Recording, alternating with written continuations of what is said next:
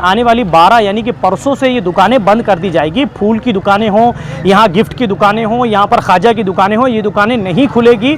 12 तारीख से लेकर 20 तारीख तक बंद रहेगी। ऊपर से गवर्नमेंट के आदेश है कि फूल वगैरह चादर वगैरह की भी दुकानें जो तो कुछ नहीं होना, खाली पब्लिक आएंगी, ज़ियारत करेंगी और वो जो तो निकल जाएंगे। उम्मीद लगाया ऐसे बैठे थे कि अभी उर्स तो आने वाला है और माननीय मुख्यमंत्री साहब ने जब धार्मिक स्थान खोलने का आदेश दिया तो हमारा उर्स भी करीब था, तो हमें ऐसा लगा था कि उर्स होने के बाद में कुछ परिस्थिति सुधर जाएंगी। रहे हैं औरंगाबाद अपडेट्स, मैं हूं अल्ताफ हुसैन।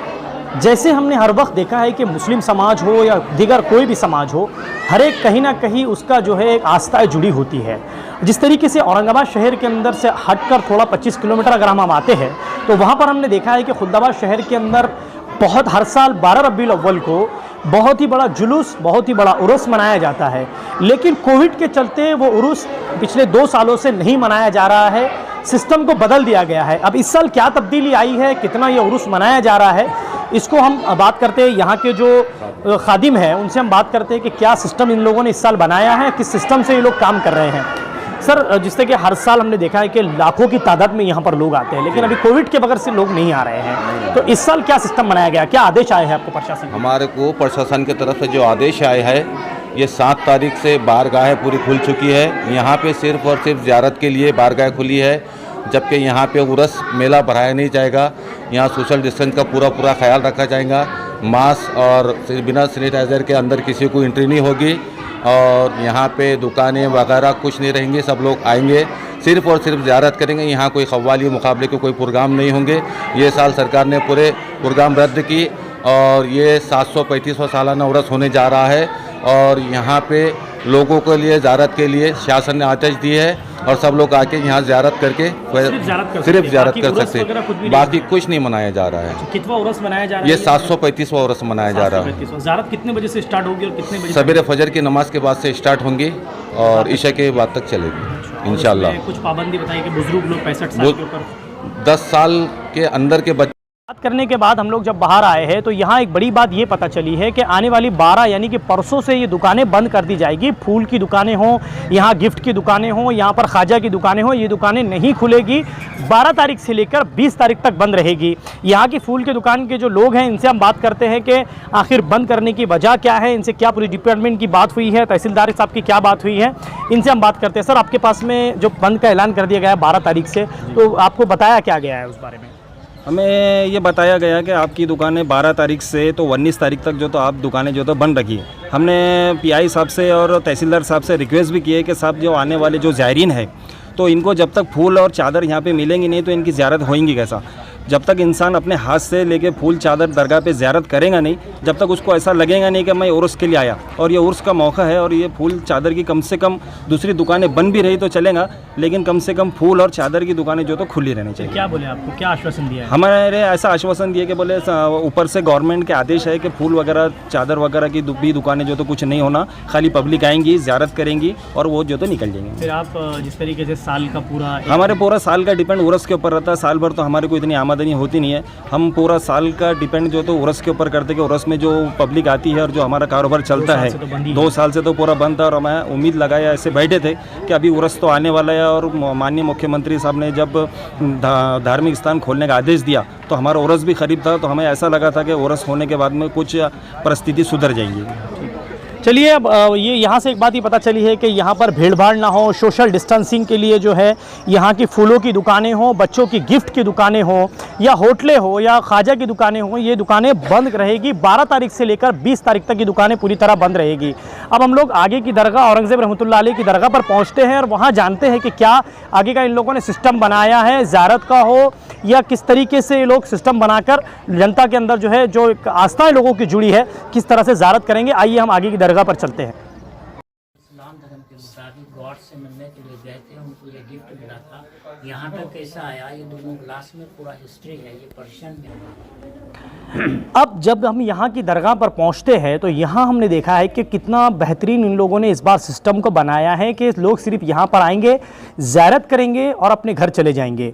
अब यहाँ के जो सदर है शरफुद्दीन साहब, हम उनसे बात करते हैं कि किस तरह से इन लोगों ने सिस्टम यहाँ पर बनाया है और कैसा सिस्टम रहेगा, कितने बजे से कितने बजे तक यहाँ पर लोग आकर जो है अपनी ज़ियारत कर सकते हैं। इनसे हम बात करते हैं। सदर साहब, किस तरीके से सिस्टम बनाया है आपने ये सिस्टम जो है तो एक तरफ से आना है और एक तरफ से जाना है।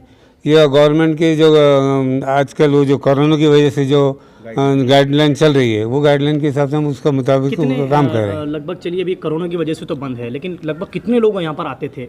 यहाँ पे तकरीबन 8 से 10 लाख का मजमा आता है हर साल, और दो साल से बंद है ये। बाहर के लोग अगर आएंगे, बम्बई है, मालेगांव है या दीगर नासिक है, वहाँ के लोग आएंगे तो मुकाम के लिए तो मना कर दिया गया है, यहाँ पर नहीं रुकेंगे जी। फिर इस बार औरंगाबाद हो या ज़िले के जितने लोग हैं वही यहाँ पर आएंगे? जितने भी लोग आएंगे उनके वो मुताबिक हमने जो है तो कोरोना की वजह से हमने टाइम बढ़ा दिया है।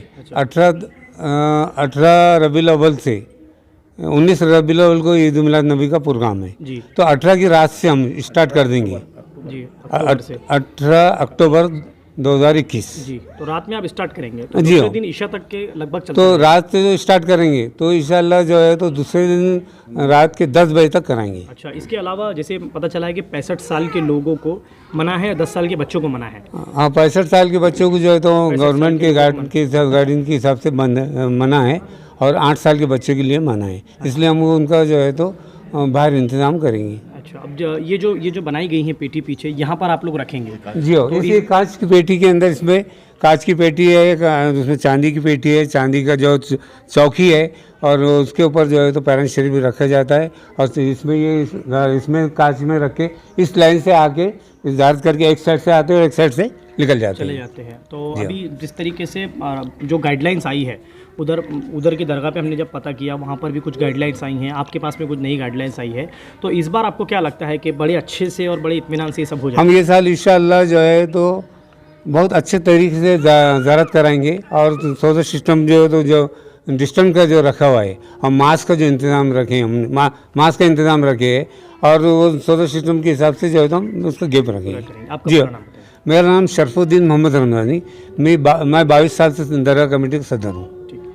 अब आइए हम लोग हज़रत ख्वाजा, यहाँ पर जो हज़रत औरंगज़ेब रहमतुल्लाह अलैह की दरगाह है, वहाँ हम चलते हैं, वहाँ की कुछ हिस्ट्री जानते हैं, क्योंकि हमने देखा है कि औरंगाबाद का जो नाम रखा गया है औरंगज़ेब रहमतुल्लाह अलैह के नाम पर रखा गया है। आइए हम वहाँ चलते हैं और वहाँ की हिस्ट्री हम कुछ जानते हैं। आइए हम वहाँ चलते हैं। अब हम लोग ऐसी जगह पहुँचे हैं जो औरंगज़ेब रहमतुल्लाह अलैह के नाम से जो मज़ार है, पूरी इंडिया से नहीं बल्कि हमने देखा है कि पूरी दुनिया से लोग जो है इनकी ज़ियारत के लिए इनके पास आते हैं। मैं कैमरामैन से कहूँगा कि आप थोड़ा आगे आकर ये मज़ार बताएं। ये औरंगज़ेब रहमतुल्लाह अलैह की दरगाह है, जो अब यहाँ की जो हिस्ट्री है, यहाँ के जो पुराने लोग हैं, इनको बहुत ज़्यादा इनके बारे में मालूमात है। अब हम इनसे बात करते हैं और इनसे जानते हैं कि क्या इनके बारे में हमको क्या मालूमात यहाँ पर मिलती है। चाचा, आपसे मैं मुख्तसर टाइम लूँगा, मैं बताइए कितने साल इन्होंने हुकूमत की है, कहाँ इनकी पैदाइश हुई, और यहाँ तो ये आए हुए हैं, यहाँ पर बसे हैं, आप इनके बारे में कुछ बताइए। देखिए, मेरा नाम है मोहम्मद निसार अहमद, खादिम हज़रत औरंगज़ेब आलमगीर रहमतुल्लाह अलैह। ये जो मज़ार है हज़रत औरंगज़ेब आलमगीर रहमतुल्लाह अलैह की है। इनकी ख्वाहिश थी कि मेरी मज़ार कच्ची रखना, मिट्टी की मज़ार बनाना, मज़ार के ऊपर जो पौधा लगा हुआ है झाड़ सब्ज़े का लगाना, उसके ऊपर कोई गुम्बज़ नहीं बनाना, अमीरों को तरह रंगीन या जरी या मखमल का कोई कलर वाला चादर नहीं डालना, जैसा कि मामूली गरीबों की मज़ारें होती है, वैसी मेरी मज़ार पे सफ़ेद कपड़ा चढ़ाना, इसलिए सफ़ेद कपड़ा हमेशा चढ़ाया जाता है।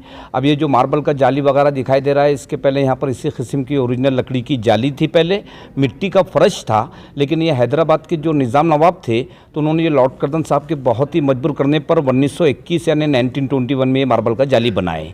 इनकी आखिरी ख्वाहिश ये थी कि मेरी कब्र जो है सिर्फ 14 रुपया 12 आने में बनाना, क्योंकि उस ज़माने के अंदर ये पूरे हिंदुस्तान के शहंशाह रहने के बाद ये अपने हाथ से टोपियाँ सीते थे, कुरान शरीफ की नकल करते थे। तो उस ज़माने में इनके पास कुरान शरीफ की लिखाई का 350 रुपया बैलेंस था, लेकिन आपने कहा था कि वो 350 रुपया भी मेरी मज़ार में नहीं लगाना, क्योंकि हो सकता कि भाई मैं भी एक इंसान हूँ, मुझसे कुरान शरीफ लिखने में जो भी ज़ेर या ज़बर में गलती हुआ हूँगा, इसका जवाब अल्लाह तबारक ताला के पास देना पड़ेगा।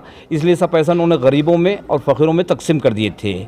औरंगज़ेब रहमतुल्लाह अलैह का जन्म जो हुआ था तो ये 1616 में पैदा हुए थे गुजरात यानी दाहोद में, और इनका इंतकाल 1707 में अहमदनगर के अंदर हुआ, पूना के पास। तो ये हिसाब से इनकी टोटल उम्र मीडिया का शुक्रिया अदा करना चाहता हूं कि वक्त पर फ़ोन करते बराबर ऐसे काम में हर जगह ये हाजिर हो जाते हैं और अपने जान को जोखम में डालकर, अभी ऐसा चल रहा है कि लॉकडाउन में कहीं पूरे रास्ते बंद है, फिर भी ये हमारे औरंगाबाद अपडेट वाले हर जगह हाजिर हो रहे हैं। इनका मैं बार बार शुक्रिया अदा करता हूं और ये कौम की भेदभाव ना करते हुए हिंदू मुसलमानों की खिदमत कर रहे हैं, अपने चैनल के ज़रिए ये कौम की खिदमत कर रहे हैं। इनका बहुत बहुत मेरी बिरादरी, मेरी जानिब से और मेरे नौजवानों की जानिब से बहुत बहुत शुक्रिया।